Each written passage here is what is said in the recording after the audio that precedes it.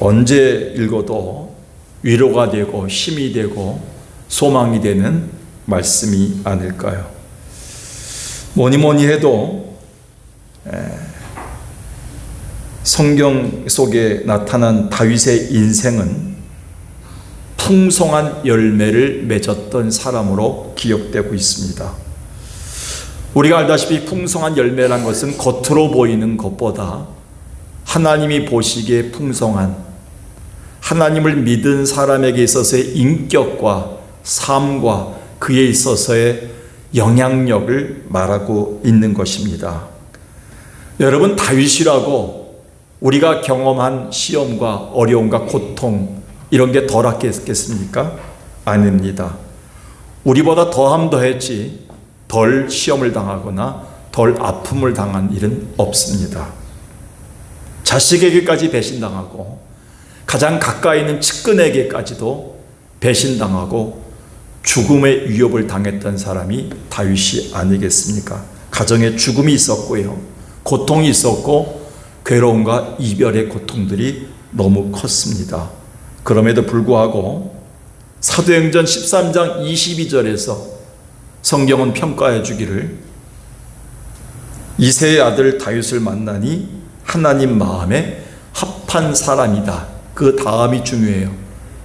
이래서 하나님이 다윗을 통해서 하나님의 뜻을 이루었다 이렇게 나와 있습니다. 하나님이 자기가 원하신 거룩한 뜻을 이룰 수 있는 통로가 됐던 사람, 그런 사람이야말로 풍성한 열매를 맺은 다윗이었다 이렇게 얘기합니다.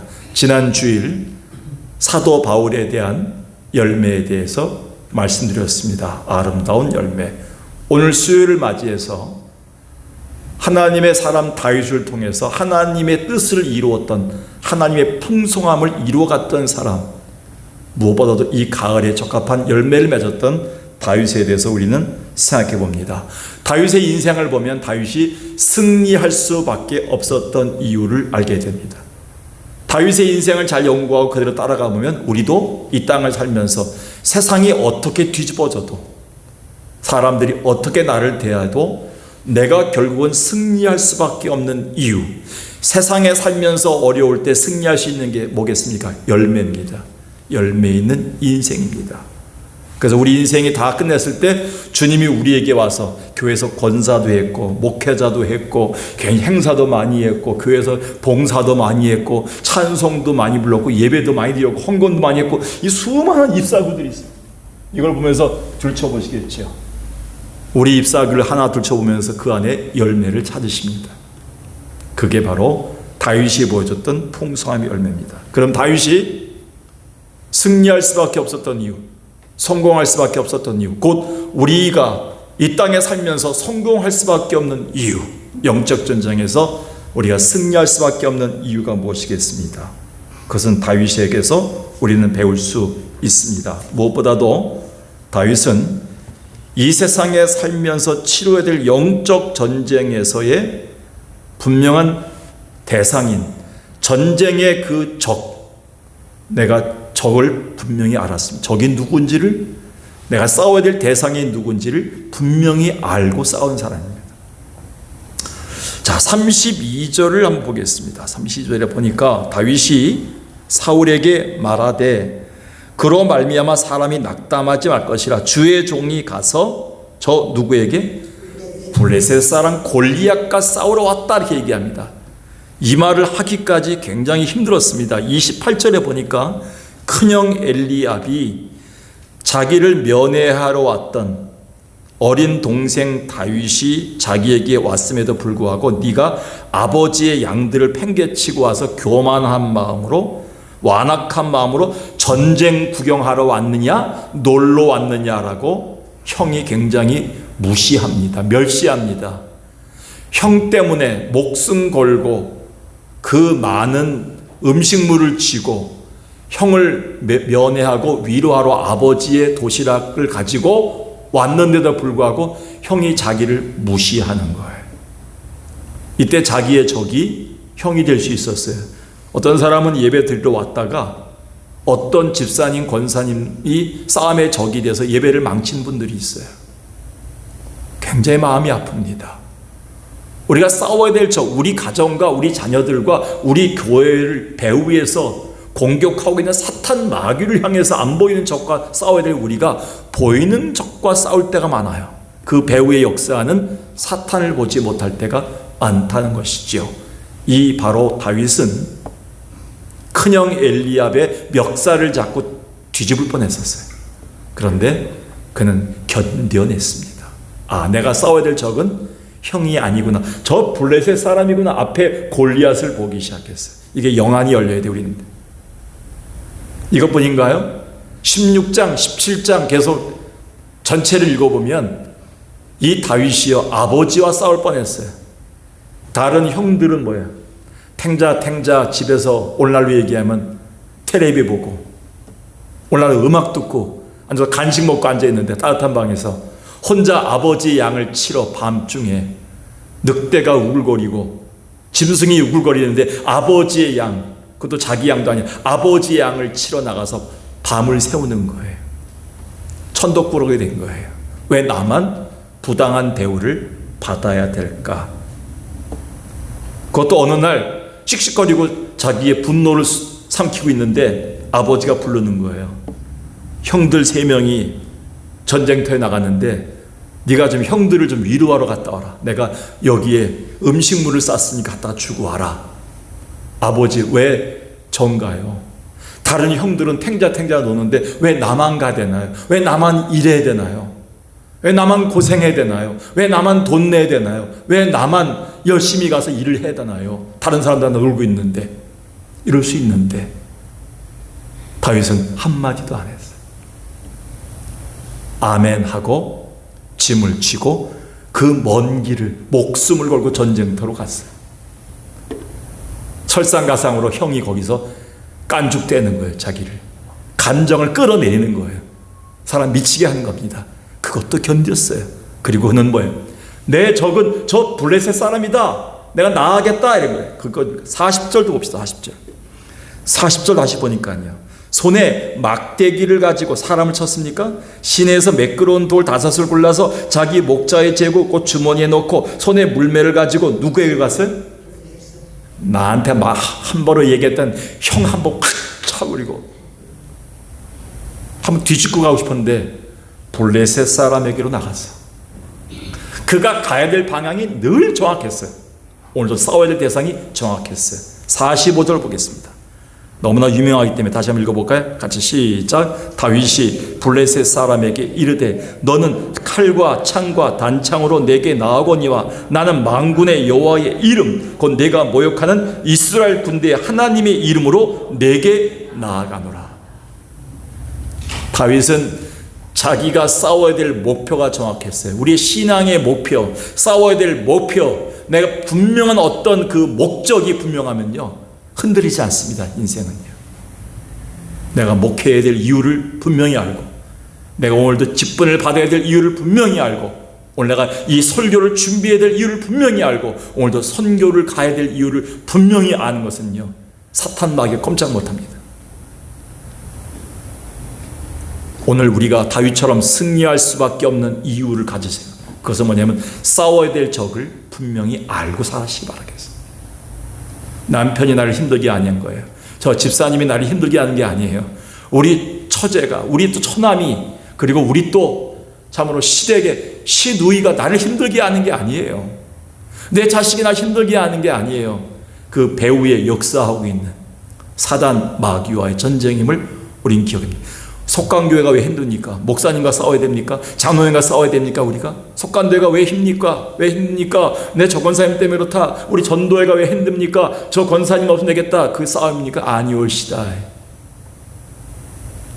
안 보이는 사탄 마귀가 우리의 대상임을 날마다 기억하시기 바라겠습니다. 날마다 나사렛 예수 그리스도의 이름으로 사탄을 꾸짖고 승리하고 승리를 선포하고 나가는 것이 예배예요. 그래서 예배는요 힘이 들고 축 늘어져서 지쳐서 수요일날 왔다가도 여기서 힘을 얻고 다시 소생하고 가는 것이 예배예요.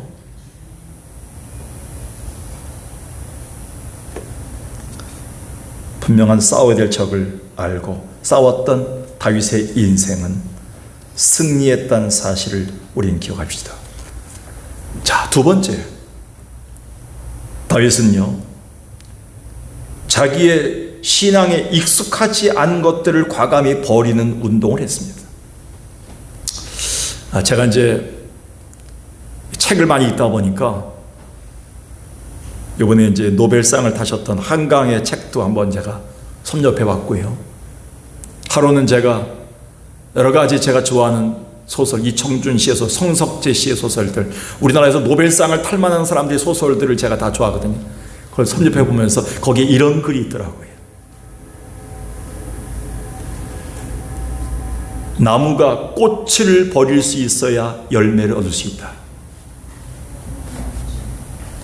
나무가 꽃을 피웠을 때요, 그 꽃 때문에요, 미련을 두면요, 열매를 얻지 못합니다. 꽃이 떨어져야지, 꽃이 져야지만 열매가 생기는 거예요. 우리 신앙생활 하면서 우리가 예수 그리스도를 믿음에 불구하고 우리는 너무 익숙해진 세상살이가 있어요. 거짓말하는 것,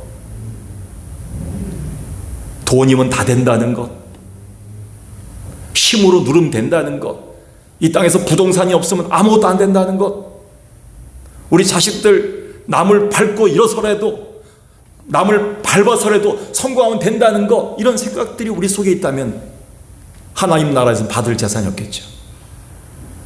우리는 이런 생각을 가지고 하나님 나라를 만들어 갔다면 반드시 실패할 수밖에 없는, 마지막에 가서.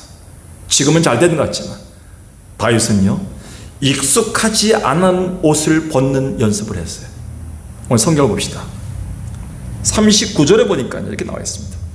다윗이 사울 왕의 옷을 입었죠. 다윗은 작은데 사울 왕은 굉장히 컸죠. 사울 왕의 그 군복을 줘서 그 칼과 군복을 찾는데 뭐 하지 못함으로? 익숙하지 못했다. 죄송합니다. 유식한 말씀입니다. I'm not used to them. 중학교 때 영어 배웠던 사람 압니다. used to, 익숙하다. 그러니까 히브리어로 보면 검증되다, 테스트되지 않았던 거예요. 우리가 거짓말하는 거, 정직하지 못한 거, 이 땅에서 돈 넣으면 다 된다는 거, 그리고 우리는 아무도 기도 없이도, 찬송 없이도, 예배 없이도 교회는 부흥할 수 있다는 거, 내가 희생하지 않아도, 내가 순종하지 않아도 교회는 다른 사람들이 다 한다는 거, 이런 것들은 우리가 검증되지 않은 잘못된 것들이에요. 기독교 역사상 검증된 것은 뭐예요? 교회는 말씀과 기도밖에 없다는 거. 할렐루야. 기독교 역사상 하나님의 가정은 정직함으로, 그리고 하나님의 진실함으로, 그리고 하나님을 온전히 섬기고 순종함으로만 하나님 앞에 열매를 얻을 수 있다는 분명한 검증된 진리가 있습니다. 근데 우리가 익숙하지 않은 진리를 가지고 자꾸 이기려고 해요. 그리스도인들이. 무슨 방식? 세상의 방식이. 세상의 자본주의 원리예요. 배금주의 원리, 물질주의 원리, 자본주의 원리, 굉장히 위험합니다. 심지어 큰 교회 모임에서도 성도들이 많이 모인 교회 목사님이 마치 대장처럼 얘기해요. 근데 3명, 5명 모여서 10년 동안, 20년 동안 예배 보고 있는 개척교회 목사님은 어깨도 피지 못해요. 자기는 죄인처럼. 어떤 분은 이렇게 얘기해요. 많은 사람들 식사를 대접하면서, 당신들도 우리처럼 이렇게 목회하면 된다. 마치 자기가 목회를 잘하신 것처럼. 하나님의 가장 가슴 아파하는 말이 그 말이랍니다. 이렇게 하면 된다. 우리는 성경에 쓰여 있어요. 말씀과 기도 외에는 이런 유가 나갈 수 없다. 내게 부르짖으라. 그럼 내가 크고 비밀한 일을 내게 줄 것이다. 이게 성경의 방식이에요. 너에게 고난당하는 자가 있느냐? 뭐 할 것이요? 기도할 것이요. 기뻐한 자가 있느냐? 뭐예요? 찬송할지어다. 믿음의 기도는 병든 자를 구원할 것이다. 의인의 기도는 역사하니 많다. 그 가장 익숙한 것들이에요. 우리는 그 익숙한 거, 경건의 연습, 바울이 얘기했던 경건의 프랙티스, 날마다 하고 있는 훈련이지. 우리가 새벽 기도도 하고 금식도 하고 하나님께 나가서 예배 드리고 하나님께 나가서 순종하고, 힘들어도 하나님 앞에서 같이 말씀으로 공동체를 이어나가는 이런 모든 생활, 기독교 생활, 이 모든 익숙해진 것들로 우리는 살아야지. 익숙하지 않은 것들을 갑자기 잊게 되면요, 실패할 수밖에 없습니다. 그래서 제가 이제 두 번 정도 예배 시간에 소개했던 책이죠. 코로나 때 미국에서 가장 유행했던 책 중에 하나가 뭐냐면, 당신이 지금 중요하게 생각한 것들은 유치원에서 이미 배웠다라는 책의 제목이. 우린 기본으로 돌아가야 돼요. 기독교는 이미 우린 어렸을 때부터 말씀 보고 기도하고 하나님만 의지하면 된다, 이걸 다 배웠어요. 유치원 때부터 우리는. 근데 점점 나이가 들면서 그래도 아니야, 그래도 이렇게 해야 돼, 이런 생각이 우리 속에 들어왔어요. 머리가 컸다는 얘기죠. 다윗은 그것을 벗어던졌습니다. 다시 보겠습니다. 성경. 자, 39절에 봅시다. 익숙하지 못함으로 이것을 잊고 가지 못하게 나가고 곧 어떻게 벗었다. 그리고 40절에 손에 뭘 들었습니까? 막대기. 다윗이 오랫동안 들에서 양을 칠 때 들었던 그 막대기를 들었어요. 늘 들었던 기도의 막대기, 찬송의 막대기, 말씀의 막대기, 정직의 막대기, 거룩함의 막대기를 다시 들었어요. 그때 양을 보호하기 위해서 늑대를 대적했던, 곰을 대적했던 그 막대기를 들었어요. 그리고 돌 5을 했어요. 늑대하고 곰을 물리치기 위해서 돌을 들어서 제구에 갖고 다니다가 물매에다가 매서 휑휑 휘두르다가 던지면 가서 딱 박혀서 죽는 거예요. 그 동물이. 그 익숙한 것을 다시 들었어요. 여러분, 우리가 하나님 앞에서 익숙하지 않은 것들, 그리고 익숙한 것들 세상에서 분별해야 됩니다. 세상에 살 때 익숙한 것들은 버려야 됩니다. 그러나 이 땅에서 예수 믿으면서 익숙해진 것들은 우리가 뭐냐면 말씀과 기도와 찬송과 순종과 거룩함, 이런 것들을 우리가 다시 입어야 됩니다. 우리가 익숙하게 된 것들을 입어야 됩니다. 근데 세상에서 익숙한 것들을 다 벗어버리고 기독교인이 된 이상 우리는 다시 익숙해진 것들을 입는 훈련을 많이 해야 됩니다. 이게 이제 우리 가운데 중의적인 해석이 있죠. 익숙하지 못함으로 벗었고 다시 익숙한 것들을 몸에 가지고 와서 승리했다는 것이지요. 여러분, 그동안 하나님이 여러분을 수십 년 동안 훈련시키셨던 익숙한 제구, 그 물매, 돌, 막대기가 뭡니까? 그거는 그리스도인으로 갖춰야 될 말씀과 기도예요. 그리고 그리스도인의 정결함이에요. 성결함이에요. 거룩함이에요. 정직함이에요. 그걸 가지고 나갔다는 거예요. 그걸로 보기 좋게 넘어뜨렸다는 것입니다.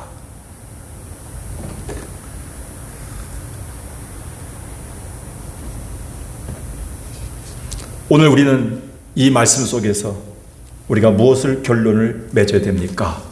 마지막 3번째, 우리가 이 땅에서 승리해야 될 이유, 승리할 수밖에 없는 다윗의 이유가 있습니다. 그것은 이 전쟁의 주인이 누구인지를 분명히 알고 나가시기 바라겠어요.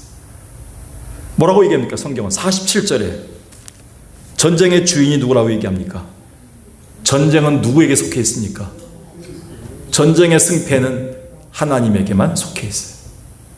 제 아무리 러시아가 날뛰어도, 제 아무리 참으로 세상의 모든 것들이 날뛰어도 전쟁의 모든 주권, 승패는 하나님이 쥐고 있는 거예요.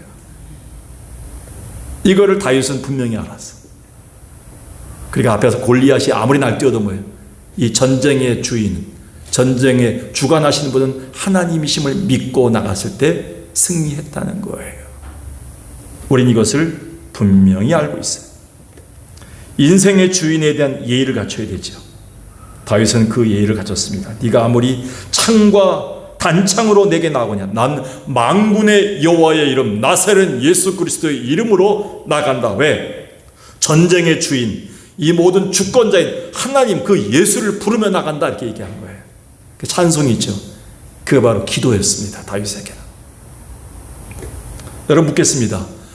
여러분, 창과 돈과 세상의 권력과 지혜가 아닌 하나님의 이름, 그리고 예수 그리스도의 이름으로 나간다는 건 어떤 의미를 갖고 있습니까? 찬송밖에 없어요. 기도밖에 없어요.